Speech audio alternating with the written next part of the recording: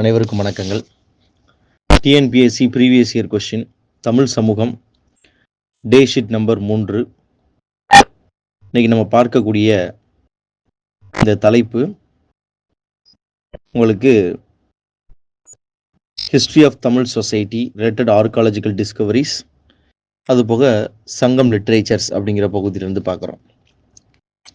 56 கபாடபுரம் கடலால் மூழ்கடிக்கப்பட்ட போது ஆட்சி செய்த பாண்டிய மன்னன் யார்? முடத்திருமாறன்.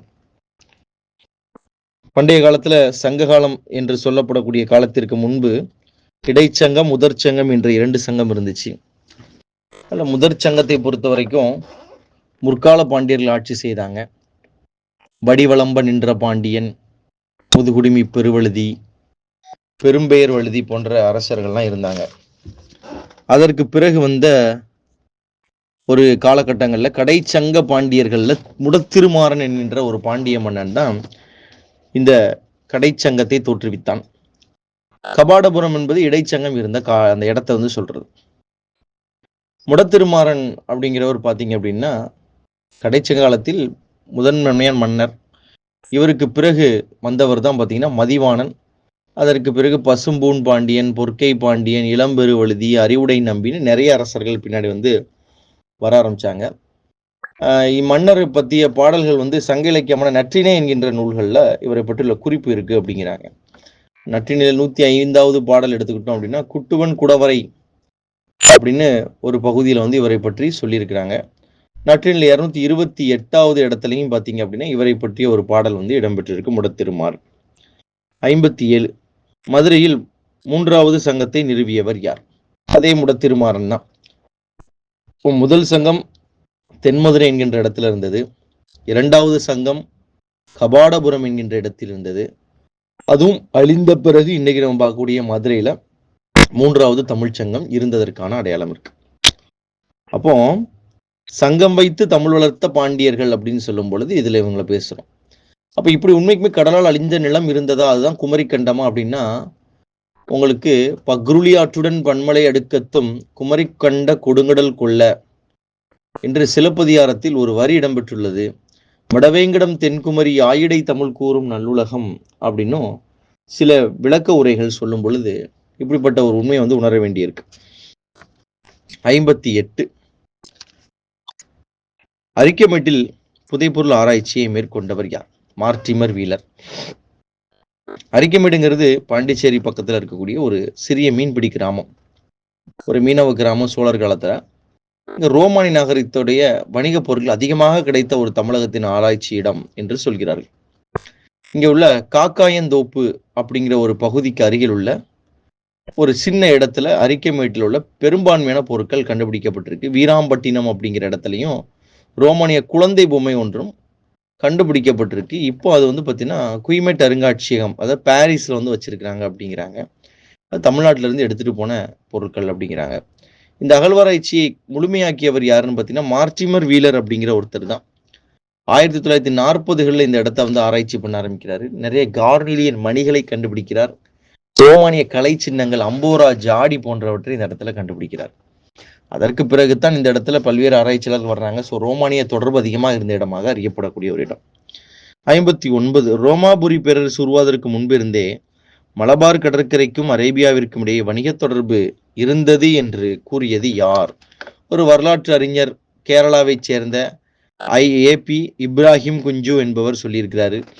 இவர் studies in medieval Kerala history அப்படின்னு ஒரு புக்கை 1975 பப்ளிஷ் பண்றார். கேரளா ஹிஸ்டாரிக்கல் சொசைட்டி மூலமாக இந்த புத்தகம் பப்ளிஷ் பண்ணப்படுது. இந்த புத்தகத்துடைய பெயர் கேரள வரலாற்றின் இடைக்கால வரலாறு பற்றிய ஆய்வு. இடைக்கால கேரளா வரலாறு பற்றிய ஆய்வு என்கின்ற புக்கம், studies in medieval history of Kerala, 1975 AP Ibrahim Kunju என்பவரால் வெளியிடப்பட்டது. அவர் ஆராய்ச்சி பண்ணும் பொழுதுதான், ஏபி குஞ்சுவோடைய ஆராய்ச்சியில தான் ரோம் நகரம் உருவாகுவதற்கு முன்பே அரேபியாவுக்கும் மலபார் கடற்கரைக்கு இடையில வியாபாரம் இருந்தது. அப்போ அங்க இருந்த கிரேக்க ரோமானியர்கள், அரேபியர்கள் வியாபாரம் பொருட்டு மலபார் துறைமுகத்தில் இருக்கக்கூடிய முசிறி துறைமுகத்திற்கு வருகை தந்தார்கள். வருகை தந்த இடத்துல இவங்களுக்கு திருமண உறவு ஏற்பட்டு மாப்பிள்ளைகள் என்று சொல்லக்கூடிய மாப்பிளாக்கள் உறவினராக பின்னாடி தோன்றினாங்க அப்படிங்கிற விஷயங்களை சொல்றாங்க. 60 என்ன கொடுத்துருக்காங்க? சங்ககால மக்களின் மனமுறையை பற்றி சொல்லக்கூடிய நூல் எது? அகநானூறு. அகநானூரை பொறுத்த வரைக்கும் இது நெடுந்தொகை என்று வரலாற்றில் குறிப்பிடக்கூடிய ஒரு நூல். அகநானூறு 8 தொகை நூல்களில் மிக முக்கியமான ஒரு நூலாக கருதப்படுகிறது. இது 13 முதல் 31 அடி பேரல்லைகளை கொண்ட நூலாக இருக்கு. 3 பிரிவாக பிரிச்சுக்கிறாங்க. முதல் 120 பாடல்கள் களிற்றியானை நிறை எனவும், அதற்கு பிறகு 100 பாடல்கள் மணிமடை பவளம் எனவும், அதற்கு பிறகு இருக்கக்கூடிய பாடல்கள் முழுவதும் நித்தில கோவையினும் 309 400 பிரிவுகள் பிரிச்சிருக்காங்க. இந்த நூல் 8 தொகை நூலில் மிகவும் முக்கியமான ஒரு நூலாக கருதப்படுகிறது. இந்த ஒவ்வொரு பகுதியிலேயுமே குறிப்பிடப்பட்டுள்ள கருத்துக்கள் சங்க காலத்தில் மிக முக்கியமான கருத்துக்களாக இருக்கு. வதுவை என்று சொல்லக்கூடிய திருமணத்தை பற்றிய செய்திகள் இந்த இடத்துல காணப்படுகிறது. யவனர் தந்த வினைமான் நன்களம் பொன்னொடு வந்து கரியோடு பெயரும் வளங்களும் உசிரி அப்படின்னு சொல்லி, யவனர்கள் என்பவர்கள் கடலேறி வந்தாங்க, முசிறி நகரத்திற்குள் வந்தாங்க, வந்து தங்கத்தை கொடுத்து விட்டு மிளகு மூட்டைகளை ஏற்றிச் சென்றார்கள் என்ற செய்திகளை எல்லாத்தையும் சொல்லக்கூடிய நூல். உலகு கிளர்ந்தன்ன உருகெழு வங்கம் என்று கப்பல்களை பற்றிய செய்திகளையும் சொல்கிறது. அகநானூற்றுடைய 86 மற்றும் 136வது பாடல்கள்ல தமிழர்களின் திருமண நிகழ்ச்சி கூறப்பட்டிருக்கு. 86 மற்றும் 136. மணவிழாவில் மணப்பந்தலில் வெண்மணல் பரப்பி விளக்கேற்றி மணமகளை நீராடி தூய ஆடை அணிகலன்கள் அணிவித்து இறை வழிபாடு நடத்தி திங்கள் ரோகிணியை கூடிய நல்ல வேளையில் வாகை இலையோடு அருகின் கிழங்கையும் சேர்த்து கட்டப்பெற்ற வெண்ணூலை தலைவிக்கு காப்பாக சூட்டுவர் என்று விளக்கியிருக்கிறாங்க. எனவே திருமணம் பற்றிய செய்திகள் அதிகமாக இடம்பெற்றுள்ள நூல். 61. ஒரு களம் என்பது எதற்கு சமம் என்று கேட்டிருக்கிறாங்க. ஒரு களம் என்பது 28 கிலோவிற்கு சமமாக இருக்கு. நிறுத்தல் அளவைகள் பொறுத்த வரைக்கும் உங்களுக்கு அளவைகள்ல 6 வகையாக பிரிச்சிருக்காங்க. பொன்தராசு, மணித்தராசு, உலோகத்தராசு, பண்டத்தராசு, கட்டத்தராசு, தூக்கு என்று 6 விதமாக பிரிச்சிருக்கிறாங்க. அதில் பொன்னை அளக்கக்கூடிய அளவுக்கு பேர் களஞ்சு என்று சொல்கிறார்கள். தற்போது 5.1 கிராம். இதே மாதிரி பார்த்தீங்கன்னா பீசை, தூக்கு, துலாம், கக்ஸு, மாசம், மஞ்சாடி, குன்றிமணி, உளுந்து, பணவடை அப்படின்ட்டு நிறைய பேர்கள் இடையளவாக இங்க குறிப்பிட்டிருக்கிறாங்க. 62. தன் நாட்டை காத்துக்கொள்ள போரிடும் புறத்திணை எது? காஞ்சி திணை. வெட்சி, கரந்தை, வஞ்சி, காஞ்சி, நொச்சி, உளிஞை, தும்பை, வாகை, பாடான், பொதுவியல், கைக்கிளை, பெருந்திணை என்று புறப்பொருட்களை 12ஆக வகைப்படுத்தி புறப்பொருள் வெண்பா மாலை என்கின்ற நூல் சொல்கிறது. 12 வகைப்பாடுகள் இருக்குங்கிறாங்க. அந்த 12 வகைப்பாட்டில் நாட்டை பாதுகாத்து கொள்ள போரிடுவதற்கு பேர் காஞ்சி திணை என்று பேர். காஞ்சி என்கின்ற ஒரு பூவை சூடிக்கொண்டு போர்க்களத்திற்கு செல்வார்கள். காஞ்சி திணை. 63. பேரரசர் அகஸ்டர் சீசர் காலத்திலே ரோமாபுரிக்கும் தென்னிந்தியாவுக்கும் வணிக தொடர்பு இருந்தது என்பதை ரோமானிய நாணயங்களை கவனமாக படித்த பிறகு இந்த கூற்றை வெளியிட்டவர் யார்? ராபர்ட் செவல். ஆர் செவல்னு கொடுத்துருக்காங்க. அவருடைய பேர் திரு ராபர்ட் செவல். பிரிட்டிஷ் காலத்தில் சென்னை மாகாணத்துடைய சர்வீசஸ்ல இருந்தவர். பதிவரை எழுத்தாளராக பணிபுரிந்திருந்தார். பழங்கால கல்வெட்டுகளையும் எச்சங்களையும் ஆவணப்படுத்தும் பொறுப்பை இவர் வைத்திருந்தார். இவருடைய காலகட்டத்தில் செவலுடைய சிறப்புன்னு பார்த்தீங்கன்னா விஜயநகர பேரரசு பற்றி தான். அதை பற்றி ஒரு புக்கே எழுதியிருக்காரு. A forgotten empire Vijayanagar, a contribution to the history of India அப்படின்னு ஒரு புக் எழுதியிருக்காரு. இந்த புத்தகத்தை பர்டன் இஸ்டைன் அப்படிங்கிறவர் செவலின் புக் அப்படின்ட்டு விவரிச்சிருக்கிறார் அப்படின்னு கொடுத்துருக்காங்க. அது மட்டும் இல்லாமல் செவல் அங்கே பேசக்கூடிய மக்களுடைய கன்னடம், மலையாளம், சமஸ்கிருதம், தமிழ், தெலுங்கு மொழிகளையும் பல்வேறு ஆராய்ச்சிகள் செஞ்சிருக்கிறார் அப்படின்னு சொல்லியிருக்காங்க. 64. டேஸ் என்ற நூலை கங்காதேவி எழுதினார். மதுரா விஜயம். மதுரா விஜயம் 14ஆம் நூற்றாண்டுல கங்காதேவி என்பவரால் எழுதப்பட்ட ஒரு சமஸ்கிருத கவிதை நூல். வீர கம்பராய சரித்திரம் என்று இது அழைக்கப்படுது. கங்காதேவியுடைய கணவர் விஜயநகர பேரரசுடைய இளவரசர் குமார கம்பண்ணான்னு சொல்லுவோம். இவர் சவுத் இந்தியாவில் படையெடுத்து மதுரை சுல்தானத்தை வீழ்த்தி மதுரையை எப்படி கைப்பற்றினார் என்பதை இந்த நூல் சொல்லியிருக்கு அப்படிங்கிறாங்க. மதுரா விஜயமும் இபன் பதுடாவுடைய பயண குறிப்புகளும் வரலாற்று ஆசிரியர்கள் மதுரை சுல்தானத்தின் வரலாற்றை அறிய பயன்படுத்தக்கூடிய முக்கியமான நூல்களாக கருதப்படுகிறது. முதல்ல இவர் குமார கம்பண்ணா எப்படி திருவரங்கத்தை படையெடுத்து வந்தார், ஸ்ரீரங்கத்தை படையெடுத்து வந்தார், அதற்கு பிறகு எப்படி மதுரை கைப்பற்றினார் என்ற பல்வேறு செய்திகளை இங்க கொடுத்திருக்கிறாங்க. 65. தமிழர்களின் இசை சிறப்பு எடுத்துரைக்கும் காப்பியம் என்ன? சிலப்பதிகாரம். சிலம்பினால் இருந்த கதையை கூறும் இலக்கியம் என்பதால் சிலப்பதிகாரம் என்று ஒரு பெயர் பெற்றது. சிலம்பு என்பது மகளிர் காலில் அணியக்கூடிய ஒரு அணிகலன். இளங்கோவடிகளால் எழுதப்பட்ட முதல் குடிமக்கள் காப்பியம் சிலப்பதிகாரம். கிபி 2வது நூற்றாண்டில் இந்த காப்பியமானது எழுதப்பட்டது. இந்த காப்பியம் எழுதப்பட்ட பிறகுதான் குடிமக்களின் கதையை மையமாக வைத்து காப்பியங்கள் எழுதக்கூடிய மரபு என்பது தொடர ஆரம்பிச்சது.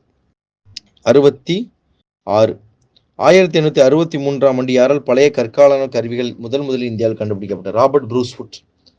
1861 தான் முதன்முறையாக ஆர்காலஜிக்கல் சர்வே ஆஃப் இந்தியா என்கின்ற அமைப்பை தொடங்கினாங்க. அதற்கு பிறகு 1863 அத்திரம்பாக்கம் என்கின்ற பகுதி ஆராய்ச்சி செய்யதான் ராபர்ட் ப்ரூஸ்வுட் என்பவரும் அவருடைய நண்பர் வில்லியம் கிங் என்பவரும் வர்றாங்க. இவங்க தான் கற்கால கருவிகளின் தொல்லியல் கருவிகளே தமிழ்நாட்டில் தான் இந்தியாவிலே முதன்முறையாக கிடைக்குது அப்படின்னு சொல்றாங்க. 68 டேஷ் என்ற மூரிஷ் பயணி முகமது பின் துக்ளக் காலத்தில் தமிழகத்தின் நிலையை தெளிவாக விவரித்துள்ளார். இபன் பதூதா இவர் மொராக்கோ என்கின்ற ஒரு நாட்டிலிருந்து இந்தியாவிற்கு பயணம் செய்வதற்காக வர்றாரு. இவருடைய பயண குறிப்புகளை ரெக்கிலா அப்படின்னு சொல்லுவாங்க. முழுவதுமாக நிறைய இஸ்லாமிய நாடுகளுக்கு பயணம் செஞ்சிருக்கிறார். முகமது பின் துக்ளக் காலகட்டத்தில் இந்தியாவை வருகை தருகிறார். உள்நாட்டு குழப்பம் முடிஞ்சு சில வாரங்களுக்கு பின்னாடி டெல்லி வந்து சேர்ந்த முகமது பின் துக்ளக் இபன் பதுதாவை சந்திக்க அழைப்பி விடுக்கிறாரு. இபன் பதுதா துக்ளக்குடைய விசித்திரமான மனப்போக்கை பற்றியும் குதர்க்கமான சிந்தனை பற்றியும் ஏற்கனவே அறிஞ்சிருந்த காரணத்தினால அவர் தங்கத்தால் செய்த பரிசு பொருட்களுடன் துக்ளத்தை காண்பதற்கு காத்துக்கிட்டு இருக்கிறார். துக்ளக் அவரை அருகில் அழைத்து பெர்ஷிய மொழியில் பேசி பாராட்டுறாரு. ஒவ்வொரு முறை இபன் பதுதாவை பாராட்டும் போதும் துக்ளக்கின் கையில் இபன் பதுதா முத்தமிட்டு நன்றி தெரிவிக்க வேண்டியிருந்துச்சு. இந்த ஒரு சந்திப்பில் மட்டும் 7 முறை அவரது கையில் தான் முத்தமிட்டதாகவும் அந்த நிகழ்ச்சியே துக்ளக்கின் மனப்போக்கையே துல்லியமாக எடுத்துக்காட்டியதாகவும் விவரித்து எழுதியிருக்கிறார். இபன் பதுதா தென்னிந்தியாவிற்கு பயணம் செய்து வருகிறார். 7 ஆண்டு காலம் அரசியல் பணியில் இருக்கும் பொழுது இந்தியா முழுதும் பயணம் செஞ்சிருக்காரு. ஒரு முறை கப்பல் பயணத்தின் போது கப்பல் சிதவஞ்சி உடஞ்சி போகும் மலபார் கடற்கரை பகுதியில் சில காலம் தங்கி இருக்கிறாரு. அதற்கு பிறகு ராமநாதபுரத்தில் உள்ள பெரியப்பட்டினம்ங்கிற ஒரு கடற்கரை துறைமுகத்துக்கும் வருகை தந்திருக்கிறார். தென்னிந்திய மக்கள் வெற்றிலைக்கு அதிக முக்கியத்துவம் கொடுக்கறத பத்தி எழுதியிருந்தாரு. விருந்தினர்களை வரவேற்று வெற்றிலை பாக்கு தருவது அவருக்கு தங்கமோ வெள்ளியோ தருவதை விட உயர்வானதாக கருதப்பட்டதாக அவர் ஒரு குறிப்பிலையும் சொல்லியிருக்கிறார். இபன் பதுதா. 69 வடவேங்கடம் தென்குமரி ஆயிடை தமிழ் கூறும் நல்லகம். இந்த வரிகள் எந்த தமிழ் நூலில் குறிப்பிடப்பட்டுள்ளது? தொல்காப்பியத்திற்கான விளக்க உரையில் குறிப்பிடப்பட்டுள்ளது. வடவேங்கடம்னா திருப்பதி மலை தாண்டி, தென்குமரினா குமரிமுனைக்கும் தென்முறை வரைக்கும் தமிழ் பேசக்கூடிய உலகம் இருந்தது. தமிழகத்தில் பாண்டியர்களின் ஆட்சி குறித்த தகவல்கள் எழுதிய ரோமானியர் யார்? ஸ்ட்ராபோ. ஸ்ட்ராபோ ஒரு கிரேக்க புவியியலாளர், தத்துவ அறிஞர், வரலாற்று அறிஞர். ஜியாகிரபிகா அப்படின்னு ஒரு புக் எழுதியிருக்கார். அந்த காலத்தில் இருந்த மக்கள், அவங்களுடைய வரைபடங்கள், இதை பற்றி தரக்கூடிய. இவருடைய காலம் கிமு 63வது நூற்றாண்டை 63வது காலத்தை சேர்ந்தவர்.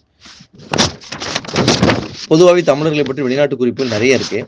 அதுல ஸ்ட்ராபோட குறிப்பு, இது மாதிரி பிளினியோடைய நேச்சுரல் ஹிஸ்டரி அப்படிங்கிற ஒரு புக் இருக்கு, இயற்கை வரலாறு. அப்புறம் எரித்திரியன் கடலின் பெரிப்ளஸ் அப்படிங்கிற ஒரு கிரேக்க வழிகாட்டி நூல் இருக்கு. அதுக்கப்புறம் பிளினி தி எல்டர் அப்படிங்கிற புக் பார்த்தோம். அப்புறம் தாலமியோடைய புவியியல் அப்படிங்கிற ஒரு புக். இந்த மாதிரி நிறைய புக்ஸ் நம்ம பார்க்கலாம். 71 சங்க காலத்தில் எந்த இடத்தில் ரோமானிய நாணயங்கள் கண்டுபிடிக்கப்பட்டது? அதுவும் சேம் அரிக்கமேடு தான். அரிக்கமேடு என்ற இடத்துல அதிக ரோமானிய பொருட்கள் கண்டுபிடிக்கப்பட்டது. 72 திராவிட சங்கம். கிபி 470 திராவிட சங்கம், தக்கான திராவிட சங்கம் எங்கே நிறுவப்பட்டது? இது மதுரையில் நிறுவப்பட்டது. கிபி 470 மதுரை மாநகரத்தில் வஜ்ரநந்தி என்கின்ற சமணத்துறையால் நிறுவப்பட்ட ஒரு அமைப்பு. இது தமிழ்நாட்டில் சமண சமயத்தை பரப்பக்கூடிய நோக்கத்தோடு தொடங்கியிருக்காங்க. அந்த காலகட்டத்தில் மதுரையில் களப்பிரர்களின் ஆட்சியில் இருந்திருக்கு. இந்த சங்க உறுப்பினர்கள் பார்த்தீங்கன்னா சமண சமயத்திற்காக அலைந்து திரிவதை கைவிட்டு வர்த்தகம், வேளாண்மை போன்ற குடிசார் வாழ்க்கையை ஏற்றுக்கொள்வதென்றது குற்றம் சாட்டப்பட்டிருக்கு. பெர்க்லின் கலிபோர்னியா பல்கலைக்கழகத்துடைய தமிழ் கல்வி பிரிவில் பொறுப்பு வசிக்கக்கூடிய ஜார்ஜ் எல் ஹார்ட் சொல்லும் பொழுது தமிழ் சங்கம் குறித்த தொன்ம கதை மதுரையில் இருந்த சமண அவையை அடிப்படையாக கொண்டது. கிபி 604 மதுரையில் நிறுவப்பட்ட சங்கம் என்று அழைக்கப்பட்ட ஒரு சமண சபையும் இருந்தது. சமணர்கள் அதிகமாக இருந்த பகுதி நிறுவப்பட்டிருக்குது. தமிழ் லிட்ரேச்சர் ஃப்ரம் சங்க லிட்ரேச்சர். சங்கம் ஏஜ் டில் கண்டெம்பரரி பீரியட். 1 சங்ககால மன்னனான பசும்பூன் பாண்டியனின் யானைகளின் மேல் வெள்ளைக்கொடி பறந்தது என்ற செய்தியை தரக்கூடிய நூல் அகநானூறு. பசும்பூன் பாண்டியன். பூன் அப்படிங்கிறது என்ன? அரசர் மார்பில் அணியக்கூடிய ஒரு கவசம். பசும்பூன் என்பது பூன்லே ஒரு வகை. பசும்பூன் பாண்டியனுடைய படைத்தலைவனுடைய பேர் அதிகன்னு சொல்லுவாங்க. வாகை பரந்தலை அப்படிங்கிற இடத்துல நடந்த ஒரு போரில் கொங்கர் படை இவரை கொன்று ஆரவாரம் செஞ்சிருக்கு. பசும்பூன் பாண்டியன் என்பவர் யாருன்னு வரலாற்றில் குழப்பம் இருக்கும் பொழுது தலையாளங்கானத்து செருவென்ற பாண்டியன் நெடுஞ்செழியன் தான் பசும்பூன் பாண்டியன் அப்படின்னு வரலாற்று அறிஞர்கள் சொல்றாங்க. பசும்பூன் பாண்டியன் பசும்பூன் செழியன் அப்படிங்கிற செய்திகள்லாம் பார்க்கும் பொழுது அவர் தலையாளங்கானத்து செருவென்ற நெடுஞ்செழியனாக இருந்திருக்கலாம் அப்படிங்கிற ஒரு செய்தியை பற்றி சொல்லியிருக்காங்க. ஸோ இது வந்து மயிலை சீனி வேங்கடசாமியுடைய சங்ககால தமிழக வரலாறு அப்படிங்கிற ஒரு புக்கில் இருந்து சொல்லப்பட்ட ஒரு கருத்து. ப்ளஸ் பார்த்தீங்க அப்படின்னா அகநானூரில் 231, 253, 338 மற்றும் 162 போன்ற பக்கங்களில் தலையாளங்கானத்து செருவண்டி என்ற நெடுஞ்செழியனை பற்றி குறிப்பிடுகிறாங்க. பார்த்தீங்கன்னா அகநானூருடைய இலக்கியங்கள்லையுமே இந்த குறிப்புகள் வந்து அதிகமாக காணப்படுது அப்படிங்கிறாங்க. 2. சிறுபஞ்சமூலம் என்ற நூலின் மூலமாக எந்த அறிவை பெற முடியும்? மருத்துவ அறிவு. 11 கீழ்கணக்கு நூல்களில் ஒன்றான சிறு பஞ்சமூலம், பஞ்சம்னா 5, ஏக் தோக் தீன் சார் பாஞ்சுங்கிறாங்களா, பாஞ்சுங்கிற ஒரு ஹிந்தி வார்த்தையை பஞ்சம் என்கின்ற தமிழ் வார்த்தையிலிருந்து தான் சென்றது. ஸோ பஞ்சமூலம் 4 அடிகளால் அமைந்த ஒரு இலக்கியம், 5 மூலிகைகளின் கொண்ட கருத்தை உணர்த்துவதாக உள்ளது. காரியாசன் என்பவர் எழுதியிருக்கிறாரு. இது முக்கியமான ஒரு நூல். பஞ்சம்னா 5ன்னு சொன்னோம் இல்லையா, கண்டங்கத்திரி, சிறுவழுதுணை, சிறுமல்லி, பெருமல்லி, நெருஞ்சி, இந்த 5 வேர்களையும் சேர்த்து மூலம்னா வேர்னு அர்த்தம். இதோட வேரை வச்சு ஒரு மருந்து தயாரிக்கிறாங்க. இது வந்து பார்த்தீங்கன்னா ஒரு முக்கியமான ஒரு மருந்து, வயிற்றுப்போக்குக்கான ஒரு மருந்தாகவும் வயிற்று உபாதைகளை தடுக்கக்கூடிய ஒரு மருந்தாகவும் இருக்கு. அதே போல இந்த நூலில் 5 கருத்துக்கள் கேள்விகளாக சொல்லப்படும் 5 விஷயங்கள் மனிதனுக்கு நீதியை போதித்து ஒழுக்கமாக இருப்பதற்கு வழிவகுக்கிறது. காரியாசன் என்கின்ற சமண புலவர் இதை எழுதியிருக்கிறார். இவரை மாக்காரியாசன் அப்படின்னு பாயுரச் செயல் குறிப்பிடுவதாகவும் சொல்கிறாங்க. 3. இன்பத்தமிழ் கல்வி யாவரும் கற்றவர் என்றுரைக்கும் நிலை எய்திவிட்டால் துன்பங்கள் நீங்கும், சுகம் வரும், நெஞ்சினில் தூய்மை உண்டாகும், வீரம் வரும் என்று இலக்கியங்கள் எழுதியிருக்காங்க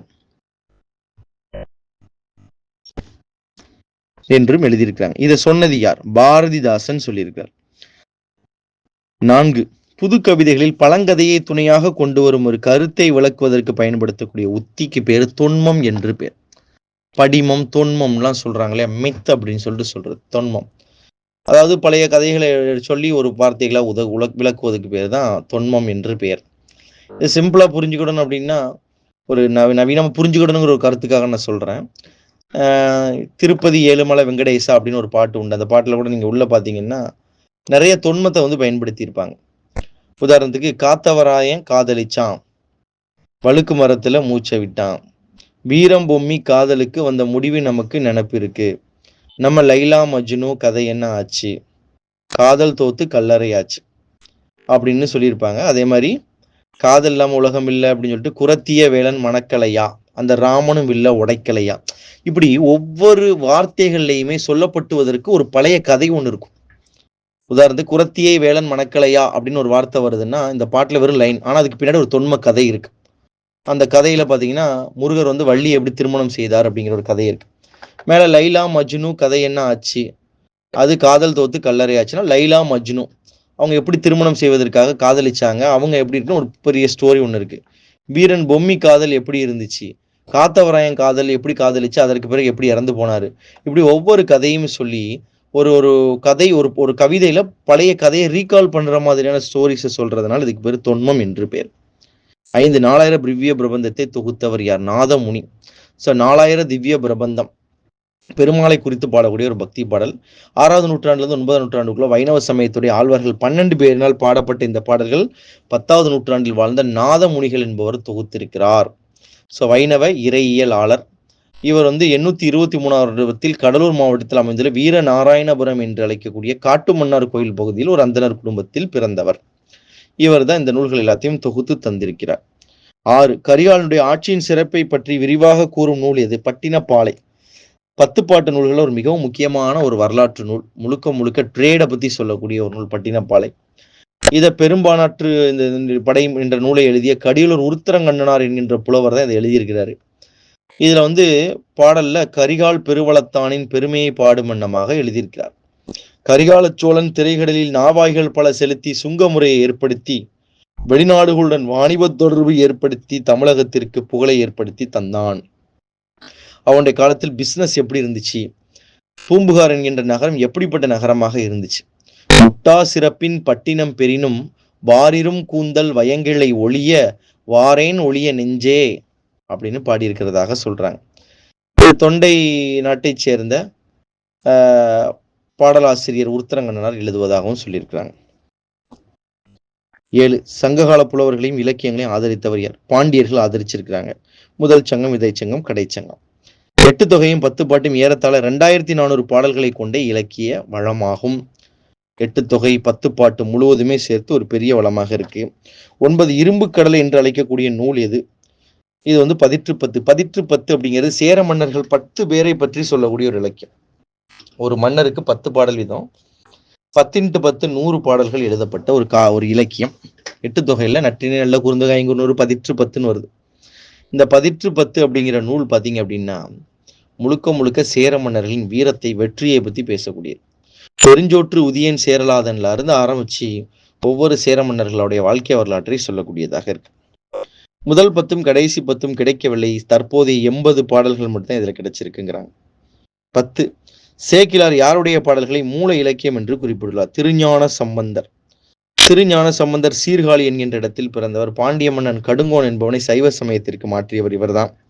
ஸோ இவர் எழுதியதான் சைவ திருமுறைகள்ல முதல் 3 திருமுறை. 1ஆம் திருமுறை, 2ஆம் திருமுறை, 3ஆம் திருமுறை, மூன்றும் சேர்த்து தேவாரம் என்று அழைக்கப்படக்கூடிய முதல் 3 திருமுறைகளாகிய தேவாரத்தை எழுதியவர் இவர்தான். 11 கதரின் வெற்றி நாடகம் மூலம் தேசிய ஒன்றை தூண்டியவர் தேப்போ கிருஷ்ணசுவாமி என்பவர். ஸோ ஜார்ஜ் டவுன் அப்படிங்கிற ஒரு இடத்துல உள்ள முத்தியால்பேட்டை கவர்மெண்ட் ஸ்கூல்ல வேலை பார்த்துட்டு இருந்தவர் தான் இந்த கிருஷ்ணசாமி பாவலர். இவர் 1917 வருஷம் அன்னி பெசன்ட் அம்மையாரை ஆங்கில பேரரசு கைது செய்தவுடன் ராஜினாமா செஞ்சுட்டு வேலையை செஞ்சுட்டு காங்கிரஸ்ல இணைஞ்சு போராட்டத்தில் ஈடுபட்டார். அப்போ மகாத்மா காந்தி, பாலகங்காதர திலகர், விஜயராகவாச்சாரியுடன் ரொம்ப நெருக்கமாக பழகியிருக்கிறாரு.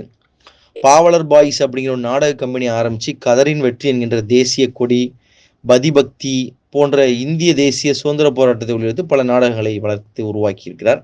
கதரின் வெற்றி என்ற நாடகத்திற்கு போலீசார் அனுமதி கொடுக்கல. தேசபக்தர்களை போலீசார் அடிப்பது போன்ற காட்சிகளுக்கு போலீசார் எதிர்ப்பு தெரிவிச்சாங்க.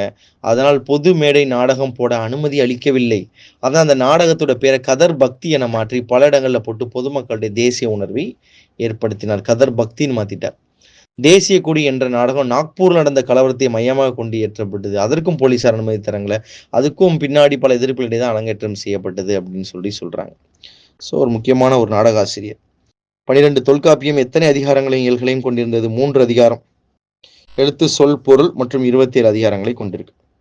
13 கலிங்கத்து பரணி. பரணி என்பது போரில் தோத்த ஒரு அரசனின் நாட்டோடைய பேரில் வைத்து எழுதக்கூடியது. கலிங்கம் என்றால் தற்போதுள்ள ஒடிசா.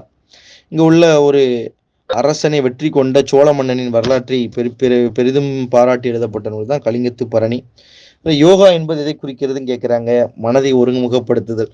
கலிங்கத்து பரணி எழுதியவர் யார்? ஜெயம் கொண்டார். 14 நாட்டுப்புற பாடல் சாயலில் பக்தி பாடல்களை பாடியவர் யார்? திருமங்கை ஆழ்வார். ஸோ திருமங்கை ஆழ்வார் 12 ஆழ்வார்கள் ஒருவர். சோழ நாட்டில் உள்ள திருவாளி திருநகரிங்கிற ஒரு ஊருக்கு அருகில் இருக்கக்கூடிய திருக்குறையலூரில் உள்ள கள்ளர்குடியில் பிறந்தவர். இவருடைய பேர் களியன்னு சொல்றாங்க. சோழ மன்னருக்கு படைத்தலைவராக இருந்திருக்கிறாரு. இவர் போர்க்களத்தில் வெற்றி பெற்ற வீரத்தை கண்ட அரசர் இவருக்கு திருமங்கை நாட்டுடைய அரசராக மாற்றார். அதனால இவர் திருமங்கை மன்னன்னு சொல்லி பின்னாடி திருமங்கை ஆழ்வார்னு பெயர் மாற்றம் செய்யப்படுகிறது. சிறிய திருமடல், பெரிய திருமடல் என்கின்ற நூல்களை எல்லாத்தையும் எழுதியிருக்கிறாரு. அதுபோக திரு நெடுந்தண்ட தாண்டகம், திருக்குறுந்தாண்டகம், பெரிய திருமொழி போன்ற நூல்களை எல்லாத்தையும் எழுதி கொடுத்திருக்கிறாரு. முக்கியமான ஒரு வைணவ சமயத்திற்கான புரவலர். 15 மனுமுறை கண்ட வாசகம் என்ற நூலை எழுதியவர் யார்? ராமலிங்க அடிகளார் என்று சொல்லக்கூடிய வள்ளலார். மனுமுறை கண்ட வாசகம் ஒரு முக்கியமான ஒரு உரைநடை நூல். ராமலிங்க அடிகளார் பார்த்தீங்க அப்படின்னா இவர் பசி போக்குவதற்காக இவர் ஏற்படுத்திய மருதூரில் உள்ள சத்திய தர்மசாலை இன்றளவும் இயங்கி கொண்டிருக்கக்கூடிய ஒரு அமைப்பாக இருக்கு. 16 காடு கமலும் கற்பூரச் சொற்கோ கற்பனை ஊற்றாம் கதையின் புதையல் என்று புகழப்படுபவர் மகாகவி பாரதியார். தேசிய கவி மகாகவி பாரதி. தமிழில் வெளிவந்த முதல் புதுக்கவிதை தொகுப்பு புதுக்குறள்கள் என்று அழைக்கப்படுகிறது. ஸோ புதுக்கவிதை அப்படின்னாலே அதற்கு இலக்கணம் கிடையாது. இதோட தோற்றம்னு பார்க்கும்பொழுது ஆங்கிலத்தில் நியூ போயட்ரி, மாடர்ன் போயட்ரி என்று அழைக்கப்படக்கூடிய கவிதை வடிவத்தை வைத்து எழுதப்பட்டிருக்கு. ஒளிநயம், சொல்நயம், யாப்பு இல்லாமல் இருப்பது, நாட்டுப்புற சாயல் போன்றவை தான் இந்த நூல்களுக்கு மைய கருத்தாக இருந்து விளங்கி வருகிறது. நன்றி, வணக்கங்கள்.